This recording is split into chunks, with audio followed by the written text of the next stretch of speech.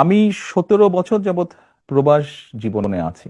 তথাকথিত 111 সরকারের সময় যেই শারীরিক নির্যাতন আমার উপরে হয়েছিল, তারপরে চিকিৎসার জন্য আমি এই দেশে আসি।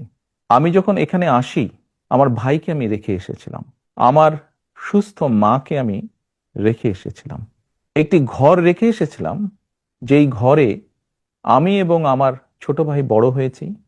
আমার বাবার স্মৃতি ছিল।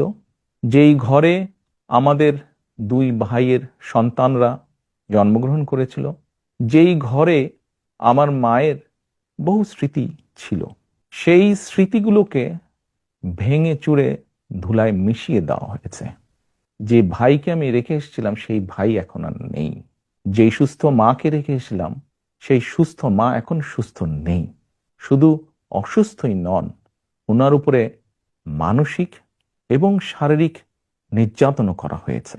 আমার পরিবারের যেই কাহিনী আপনাদের সামনে তুলে ধরলাম, এটিকে আপনারা কাহিনী বলুন বা সংগ্রাম বলুন, যেটাই বলুন না কেন, এটি শুধু আমার কাহিনী না বা আমার পরিবারের কাহিনী না।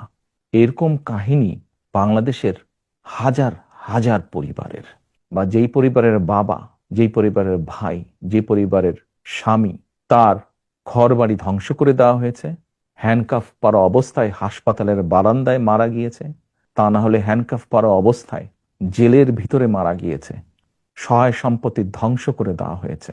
এই সকল অন্যায়, এই সকল হত্যা, এই সকল নির্যাতনের জন্য যারা দায়ী, যারা এসবের হুকুম দিয়েছে, তাদের প্রত্যেকের বিচার হতে হবে। এটি প্রতিশোধের কোনো বিষয় নয়, এটি ন্যায়ের কথা, এটি আইনের কথা। অন্যায় হলে তার বিচার হতে হয়।